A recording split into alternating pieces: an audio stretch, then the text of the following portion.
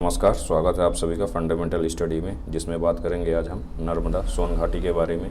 हमारी मध्य प्रदेश के पठार की जो सीरीज़ चल रही है उसका यह 5वां लेक्चर है, जिसमें हम नर्मदा और सोन घाटी के बारे में पढ़ेंगे। जिसमें पहले में हमने पढ़ा मध्य भारत के पठार में, दूसरे में हमने पढ़ा बुंदेलखंड के पठार में, और तीसरे में हमने बघेलखंड के पठार के बारे में पढ़ा, और मालवा के पठार बघेलखंड में जिसमें रीवा पन्ना का पठार शामिल है उसके बारे में पढ़ा।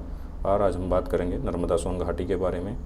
नर्मदा सोन घाटी की जो है वास्तव में यह एक संकरी घाटी है जो उत्तर पूर्व में लेकर पश्चिम तक लंबाई में फैली हुई है।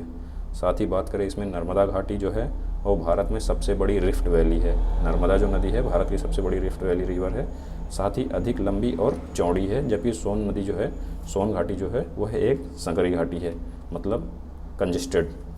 साथ ही बात करें नर्मदा सोन की जो घाटी है, प्रदेश का नीचा भाग है, निचला भाग है, दक्षिण पूर्व का भाग है, दक्षिण पूर्व से लेकर पश्चिम तक इसका विस्तार है, जिसकी औसत ऊंचाई 300 से लेकर 400 मीटर है।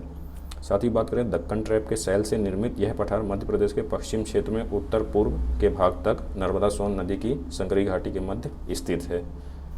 चलिए आगे बात करते हैं, देख लेते हैं जिला इसमें कौन कौन से प्रमुख रूप से जिले शामिल हैं। जिले में देख लेते हैं जबलपुर, मंडला, कटनी, होशंगाबाद, नरसिंहपुर, हरदा, खंडवा, खरगोन, कुछ, देवास, सीहोर, रायसेन, बड़वानी, सीधी, सिंगरौली, धार, अलीराजपुर का जो है कुछ क्षेत्र इसमें शामिल है।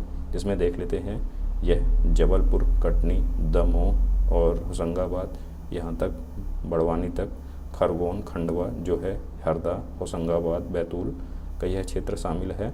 और अनूपपुर के अमरकंटक से नर्मदा और सोन का उद्गम स्थल है। तो यह आपको ध्यान रखना है कि नर्मदा और सोन का जो उद्गम है वह अनूपपुर के अमरकंटक से होता है।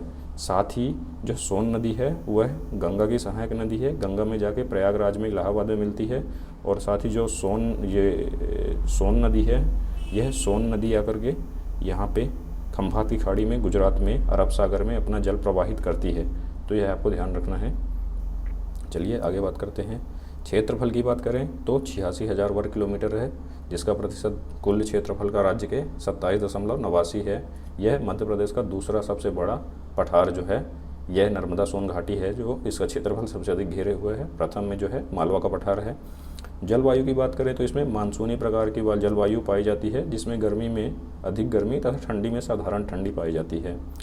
वर्षा की बात करें तो वर्षा जो है 125 सेमी जो है औसत वर्षा होती है।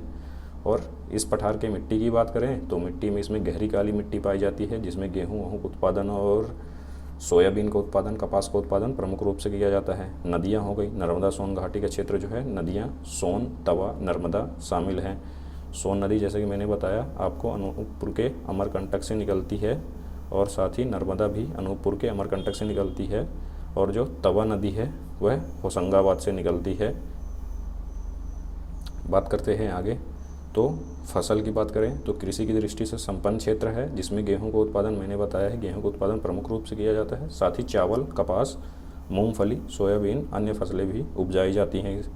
और वनस्पति की बात करें तो उष्णकटिबंधीय मानसूनी वन पाए जाते हैं, जिसमें सागौन, तेंदून पत्ता, सवाई घास, सेमल आदि पाए जाते हैं। खनिज की बात करें इसमें तो सफ़ेद संगमरमर भेड़ाघाट जबलपुर में पाया जाता है। और साथ ही कोयला जो चूना पत्थर है, डोलामाइट, यह कटनी जबलपुर में पाया जाता है। नरसिंहपुर में टंगस्टन, अगरगांव, चीनी मिट्टी की बात करें तो जबलपुर में पाया जाता है। सुरमा भी जबलपुर में पाया जाता है। होप करता हूँ आपको लेक्चर पसंद आया होगा। आगे देख लेते हैं। पर्यटन की बात करें तो पर्यटन में उत्कृष्ट है भेड़ाघाट जो है जबलपुर में स्थित है।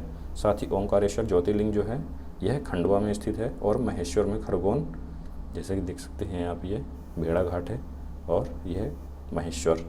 तो होप करता हूँ, उम्मीद करता हूँ आपको लेक्चर पसंद आया होगा। वीडियो अच्छी लगी हो तो लाइक करें।